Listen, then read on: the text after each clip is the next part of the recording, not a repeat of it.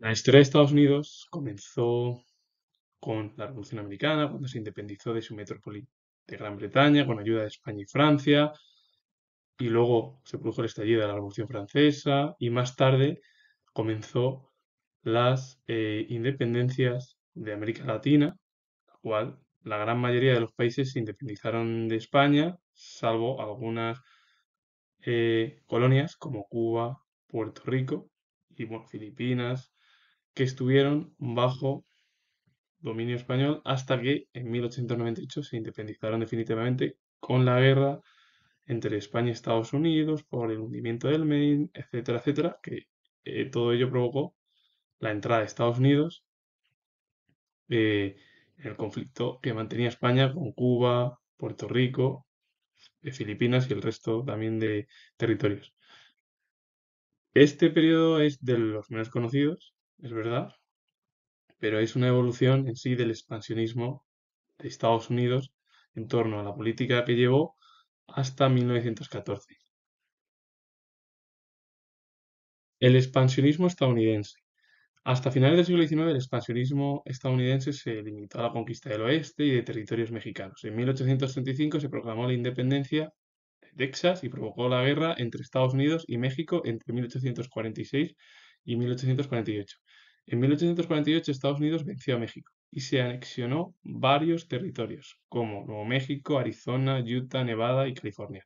En 1867 Estados Unidos compró a Rusia Alaska y a finales de los años 90 del siglo XIX Estados Unidos irrumpió en la escena internacional.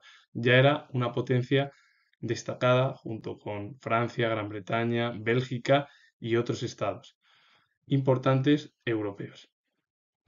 Con el estallido de la Segunda Revolución Industrial, Estados Unidos comenzó a ser una potencia económica e incluso desplazó a Gran Bretaña, que había sido la pionera en la Primera Revolución Industrial. Las causas del imperialismo fueron más complejas que las económicas, debido al mercado interno que absorbía la oferta industrial. Primaron las razones ideológicas y geopolíticas. El sentimiento de superioridad del pueblo estadounidense fue exaltado por diversas doctrinas. La doctrina Monroe precisaba que el continente americano era el área de influencia de Estados Unidos, vedada por los europeos. Y la doctrina del destino manifiesto defendía que el estadounidense era el pueblo elegido por Dios, lo que le permitía apropiarse de las tierras que consideraban destinadas a formar parte de Estados Unidos. Esto lo defendió un periodista, John O'Sullivan, el cual al final lo que te habla es que en la doctrina Monroe, que está ahí en la figura el presidente de Estados Unidos, es que América es para los americanos y que Europa no debe de intervenir en ningún conflicto que se produzca en el continente americano. Y el destino manifiesto es que, según lo que se explica, es que Estados Unidos es el pueblo elegido al final para apropiarse tierras o no. Y Estados Unidos es el que elige, no el resto. Y claro, al final el expansionismo es, pues, intentar obtener territorios con México. Al derrotar a México, Estados Unidos pues, tiene muchos territorios, compra a Rusia Alaska y a partir de ahí Estados Unidos ya es una potencia política ya como económica porque es que desplazó a Gran Bretaña en la Segunda Revolución Industrial. Es verdad que las causas económicas fueron mucho más fáciles para Estados Unidos por la oferta que tenía, por el resto, que las eh, geopolíticas, es decir, el imperialismo. Estas doctrinas afianzaron un fuerte sentimiento nacionalista que sustentaba en la supuesta superioridad racial, política, religiosa, cultural y técnica de la raza blanca anglosajona sobre los latinos que poblaban la mayoría de América. Las concepciones geopolíticas definidas por el almirante Alfred T. Mahan tuvieron un amplio seguimiento. Mahan era partidario de afianzar la posición de Estados Unidos por medio del dominio estratégico del mar, mediante el control de importantes bases navales y el desarrollo de una flota de guerra, más que por la anexión de territorios. Todas estas ideas justificaron el derecho a la intervención. Las intervenciones de Estados Unidos se sucedieron en el Caribe y en otros estados anexionados y además también en el Pacífico y en China. En 1898 el presidente McKinley, con el apoyo de numerosos medios económicos, la prensa y los medios nacionalistas, intervino en la guerra que mantenía España con sus colonias, Cuba y Filipinas. Tras aniquilar el débil potencial naval de España, Estados Unidos forzó la independencia de Cuba y la cesión a Estados Unidos por parte de España de Puerto Rico, Filipinas y la isla de Guam en el Pacífico, y también ocupó la isla de Hawái.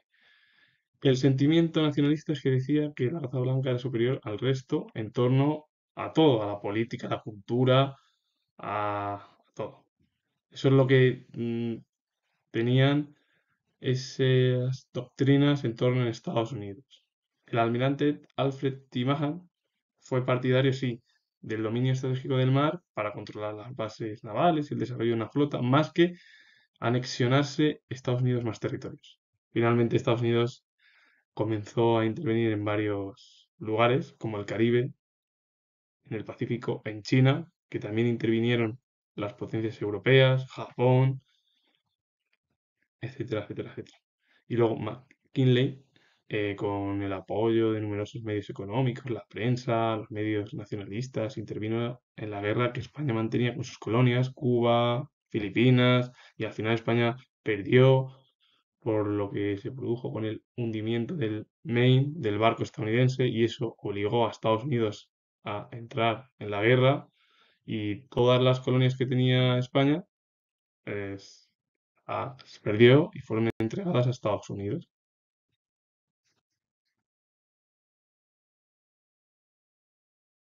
El afianzamiento de la posición de Estados Unidos en el Caribe y en el Pacífico se completó con la política intervencionista de Theodore Roosevelt, presidente desde 1901. Por cierto, familiar, primo lejano de Franklin Delano Roosevelt, que llevó a cabo el New Deal, la crisis de 1929 y que estuvo al frente Franklin Delano Roosevelt en la Segunda Guerra Mundial. Este presidente, Theodore Roosevelt, impuso la política del gran garrote, Big State, es decir, del derecho de Estados Unidos a intervenir en los asuntos internos de las repúblicas hispanoamericanas. Impulsó a que Panamá se independizase de Colombia en 1903 y logró del gobierno panameño la ocupación militar en ambos lados del canal, cuya construcción terminó en 1914.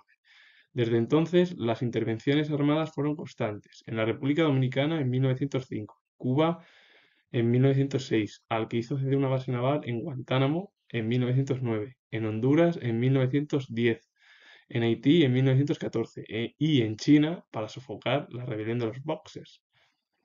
La justificación que se usaba era la defensa de los intereses estadounidenses que consideraban amenazados por los movimientos desestabilizadores.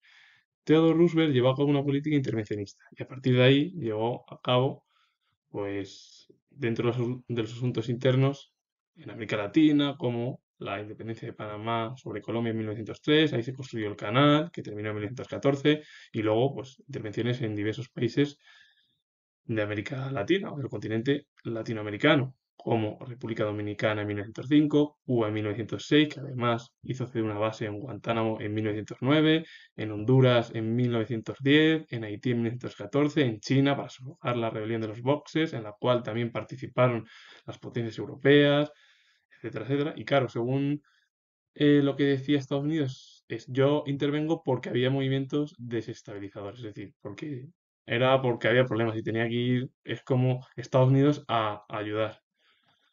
Estados Unidos sí que ha realizado durante la mitad del siglo XIX, unido a ello también la guerra de secesión, etcétera, etcétera, pues ha ido interviniendo, ha ido anexionándose diversos territorios, el enfrentamiento en la guerra con España, y otras anexiones ya a principios del siglo XX.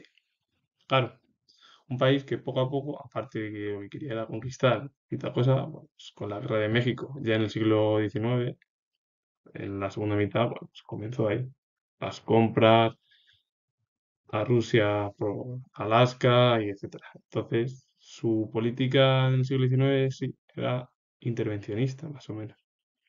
Aunque claro, siempre y cuando ningún país europeo pisase territorio americano, es decir, porque ya lo decía, que América para los americanos en la doctrina Monroe, más o menos. Así que con ello finalizo, comentar que tengo el grado de historia, si os ha gustado este vídeo, darle a like, suscribiros y comentar. Saludos. Adiós.